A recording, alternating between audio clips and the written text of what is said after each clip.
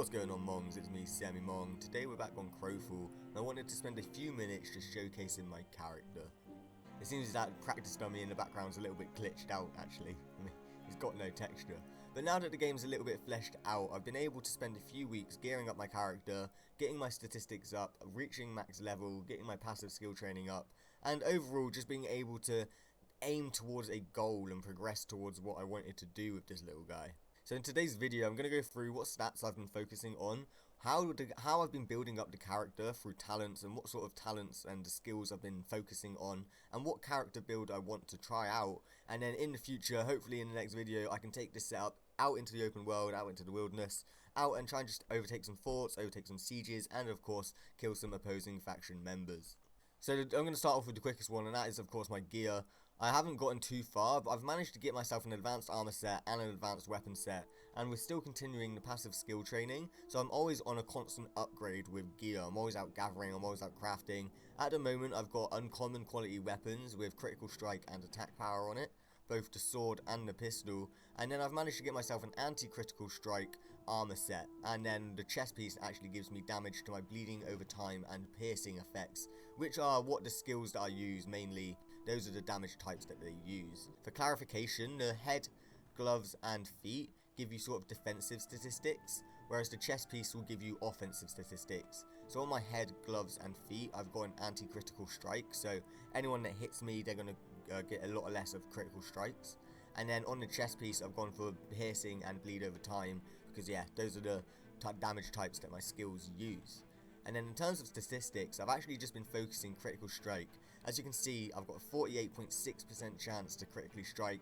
It does cap out at 50%, so we're only like 1.4% under the critical strike cap. So hopefully I'll be getting a lot of high hits. So when it comes to talents and abilities, in Crowfall, you've actually got a discipline system, which gives you different statistics and of course different active and passive abilities. But what I've done is I've tried to focus the abilities that come with the the Duelist toolkit already, and then I've tried to focus the talents around those three abilities rather than active abilities that I could get from disciplines, because then of course I've got to go out and obtain the disciplines, although this has been made easier with the latest patches to Crowfall. With the skills that come with the Duelist toolkit, I've tried to focus 3 really, and one of them doesn't really matter too much. The first one being Flintlock Shot, which is just a damaging skill and it generates pips. The Duelist, of course, you have to generate pips. The more pips you have, the more damage that your other pip spending abilities are going to do, much like the Rogue on World of Warcraft. And then the other 2 abilities that I'm focusing are Pepperbox Shot, which at 5 pips stuns my target, but it's like an AoE damage effect. And then we've got Impale, which is a single target damaging effect, but it does a bleed over time effect if you do it at 5 pips. And then both of these are also modified through the talent system. So all of these talents leading up to the ones that I've selected really are just statistic increases for me, major discipline unlock slots and whatnot.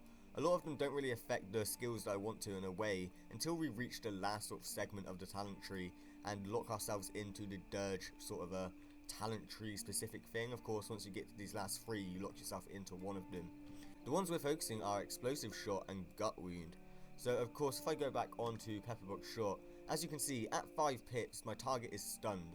So I'm going to start the fight and generate 2 pips through Flintlock Shot anyway, and I've just got to do 3 basic attacks to be able to stun my target with Pepperbox Shot. What Explosive Shot does is allows Flintlock Shot, which I believe is Flintlock Shot because it's not actually an explosive shot ability within the toolkit, but it allows the Pepperbox Shot to reduce the piercing mitigation, tongue twister there, by 25% when I use it at 5 pips, which of course I'm going to use Pepperbox Shot at 5 pips every single time to be able to stun my target. But then it reduces the target's piercing armor by 25%, and of course Impale is a piercing armor spell. My weapon is a piercing armor weapon, advanced piercing, you can see it under there, underneath the title. So it's going to do more damage in turn because the armor against that weapon or that damage type is reduced. And then we're going to follow it up with a talent called Gut Wound, and at 5 pips, Gut Wound allows Impale to also stun the target. So what I've done here is try to focus my character on spells within the toolkit that it comes with, in terms of Pepperbox Shot to be able to stun my target, and help out Impale to do more damage, which at 5 pips will do the most damage it can, It will do the most bleed damage it can. It will hopefully stun the target once again because we've got gut wound. And then because I've got 48% critical strike, it should be critical striking quite a lot, like, to be honest with you. And then what I've done further is I've tried to complement the build that I've gone with disciplines. What I want to do quickly is just showcase the stuns in action. So if I get into combat stance, if I flintlock shot this guy, you can see I'm at 2 pips in the bottom right, do my 3 basic attacks, and then I can pepperbox shot, and the target is stunned. It comes up underneath the health bar of the practice dummy at the top, not the actual practice dummy itself. Oh god, get the sore throat there. Let's do that again, and once more the target is stunned. Now it is only about a 2-second, 3-second stun. It's not long, but it still stuns the target. And then if you do the impale as well, now we can see that impale also stuns our target and does bleed over time and just does a lot of damage pretty much. And bam!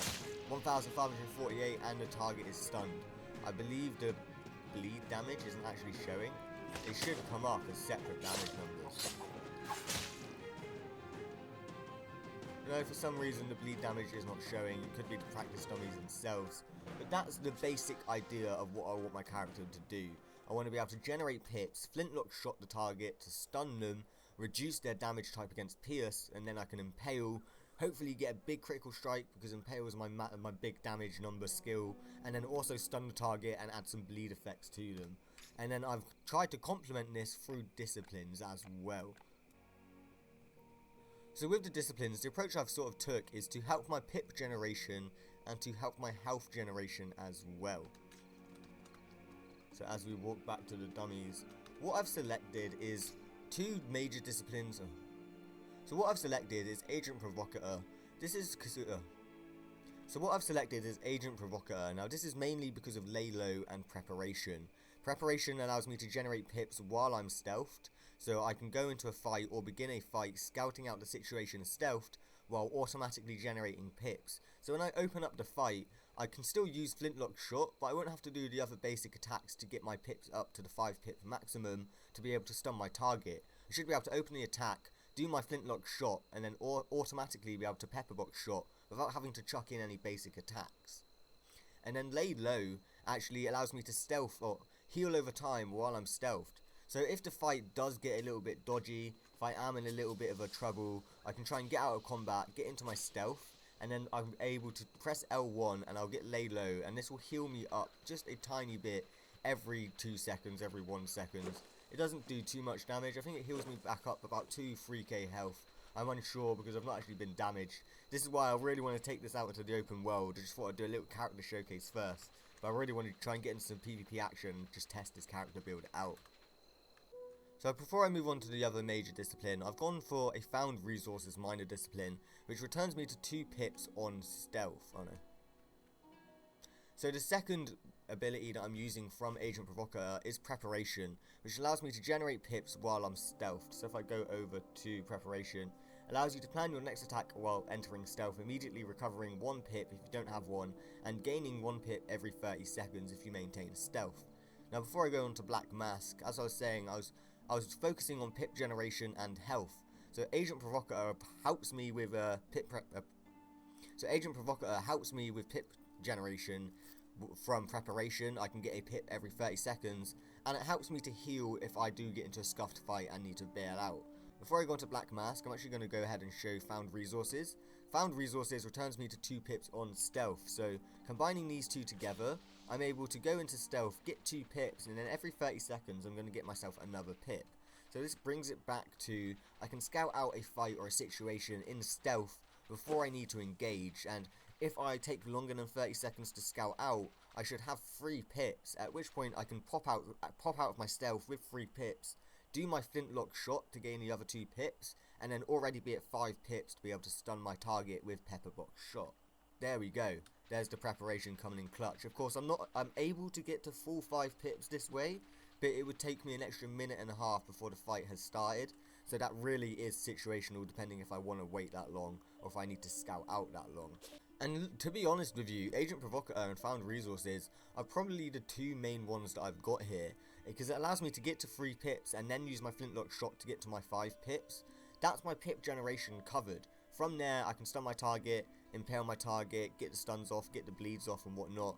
The other two really, or the other three really are just general disciplines to help out in certain ways, such as Black Mask gives me the Shadows Linger, which allows critical strike increase after losing stealth. Now, I don't really need Black Mask because after I'm 2% off cap for stealth. So although I'm still going to be getting increased critical strike, which would really help out with Flintlock Shot and Pepperbox Shot, they're not high damaging abilities, so it's not really needed. I'm really trying to focus critical strike when it comes to Impale, and I've gotten my critical strike statistic up via just other talents, other means, skill training. Of course, my weapons and armor also supply critical strike. So this is a little bit lenient. I could swap this out for something else, and I may look into another discipline that really just sort of helps my mid-fight or my healing abilities. But then the final two, I've got Shadow's Caress, which just increases health regen while I'm stealthed, and then Sparring, which increases my basic attack damage. Of course, I am going to have to do some basic attacks after I've done the final 5-pip Impale to get that stun off. And then the Shadow's Caress really just helps out with Agent Provocateur in that situation where if I do need to bail from a fight, I can enter stealth, lay low, and then hopefully get some out of combat health generation with increased help from Shadow's Caress, if that makes sense. But guys, let's just do one final showcase of what I'm hoping my character build can be. I'm going to have to get rid of these 3 pits. So I'm scouting out an enemy. I've seen him. I'm going into stealth. I've got my 2 pits. I'm eyeing up the situation. I'm seeing what's happening. Are they gathering? Is there more than one person? I'm just seeing I'm planning out what's gonna happen pretty much. Waiting for that 3rd pip. Alright, and now that I've gotten that 3rd pip, I'm able to pop out of stealth, do my Flintlock Shot, do my Pepperbox Shot, get the 5 extra ones I need, and then do the Impale, and bam. So as you can see, the Impale really is the focus of this toolkit. I did 2,400 damage there, and of course if there wasn't practice dummies, they'd be getting extra bleed damage as well.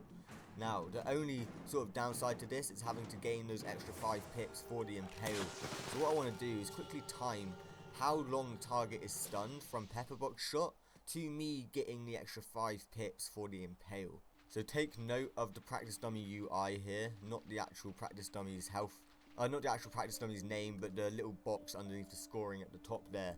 So let's pop out of stealth, do our Flintlock Shot, bam. He's still stunned, still stunned, still stunned. He's stunned until about the 4th pip, at which point I'm only having to do one more basic attack, and then I can re-stun them with Impale.